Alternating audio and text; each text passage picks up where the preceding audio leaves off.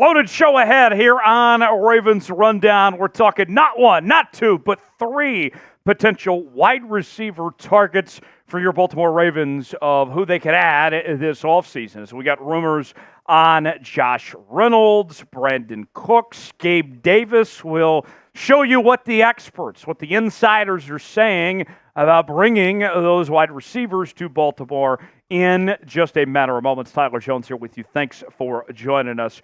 All offseason long, we are your free agency headquarters here on Ravens Rundown. We got a crazy week ahead next week here on the channel as anytime the Ravens make a move, we're going to make a video and talk about it here on the channel. And we are trying to get to our next milestone of 16,000 subscribers, but we need your help to get there, folks. We are under 350 subs away from reaching that next milestone. For the latest happenings on your favorite team throughout all of free agency frenzy, subscribe now for free, and we'll get started with today's show. Let's begin with Josh Reynolds, the Detroit Lions wide receiver, set to hit free agency. SI Raven Country is recommending that the Ravens make a move to sign Reynolds. Here's more from Tim Ham.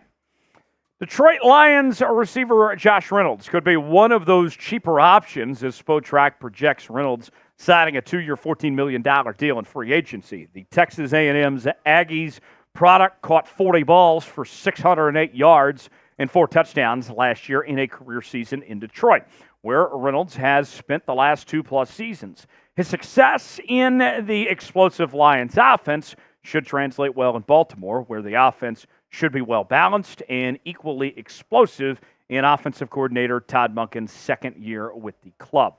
Personally, comparing like Josh Reynolds to, let's say, OBJ, I think Reynolds is a better player than OBJ is right now. I was not impressed at all from what we saw at OBJ this past year, and Josh Reynolds is somebody that is relatively productive and not going to cost you a whole lot either. I think he's a cheaper, better option, quite frankly. We've seen with Reynolds be successful with a number of different teams. Most recently the Lions, but spent a brief period with the Titans and the Rams before that. He's had 6 straight seasons with at least 300 yards receiving.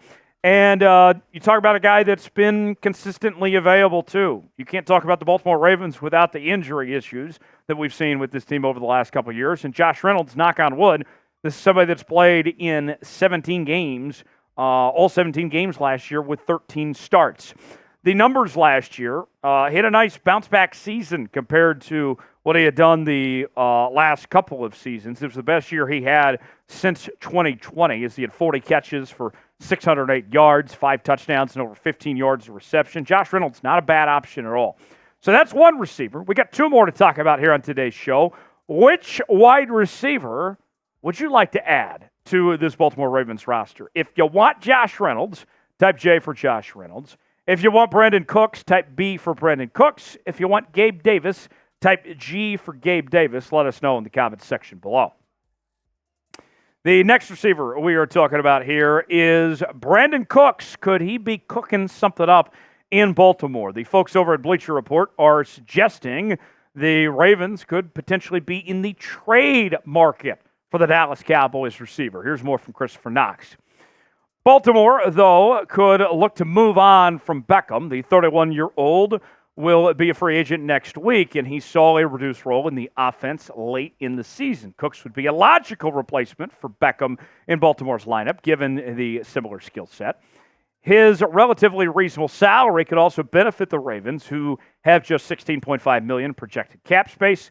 The 2024 free agent receiver class is deep, but that doesn't mean that quality pass catchers will suddenly become affordable. Now, personally, I disagree with the idea of making a trade and giving up draft capital when there's plenty of options on the free agent market where I don't have to give up anything.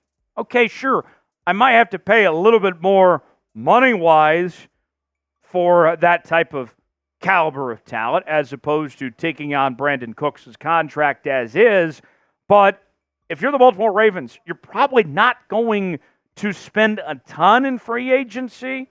you're going to be building this team, and the way the Ravens have done things for years has been through the draft. I need to keep every pick I can.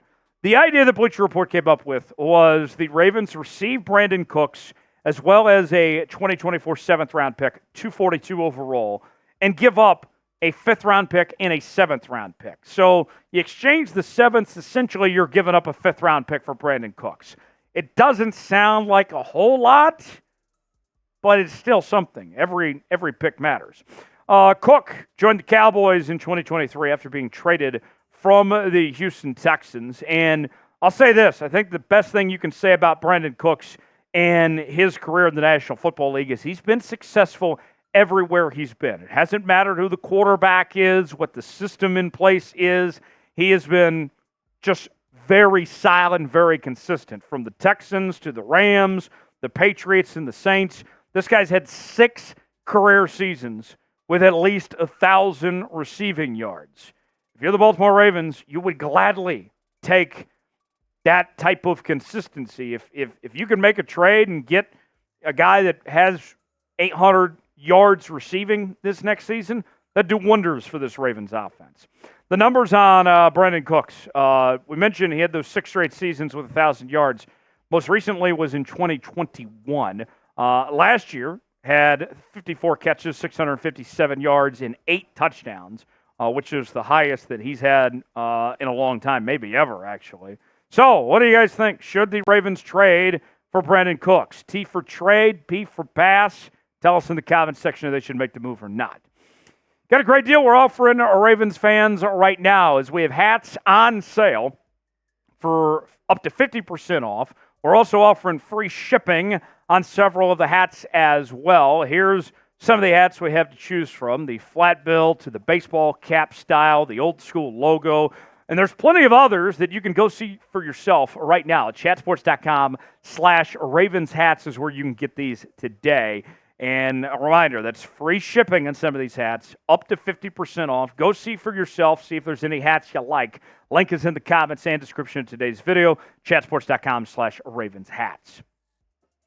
Gabe Davis, could he be on his way to the Charm City? SI Ravens country is suggesting the possibility of the Ravens making a splash to go after one of the Bills' top receivers. Here's more from Nathaniel Merrill.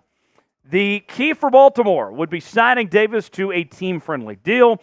Given their lack of cap space, the Ravens can't invest too much into a receiver, let alone one who has been as inconsistent as Davis throughout his career. At his best, Davis can be a red zone threat at receiver the Ravens need. At 6'2", he can join tight ends Mark Andrews and Isaiah Likely as receiving options who can go above the rim to make contested catches in the end zone.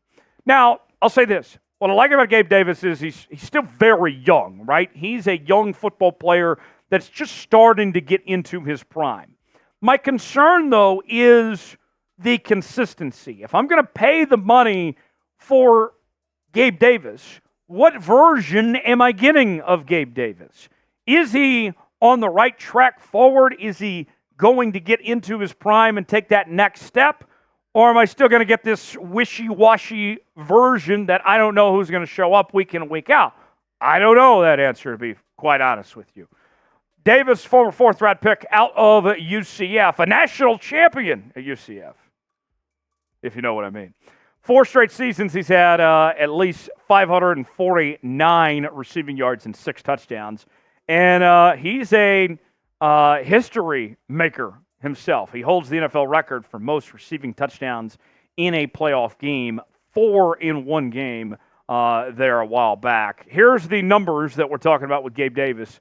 You can see last year his numbers were down a little bit for what they were in 2022, and he played in more games last year than he did in 2022 as well. 45 catches, 746 yards, 7 touchdowns. The big thing that stands out, though, is what he's done for his average. His yards per catch is extremely high. He's a very good deep threat, close to 17 yards of reception last year, 17 the year prior, 16 before that, and 17 back in 2020. So that could be a nice fit for the Ravens offense. What do you guys think? Should the Ravens sign Gabe Davis? Y for yes, N for no. Tell us what you think in the comments section. Thanks for joining us here on this edition of Ravens Rundown. Subscribe to the channel, lock us in as we tell you everything you need to know when it comes to free agency frenzy. We got you covered here on the channel. Subscribe now. We'll see you next time.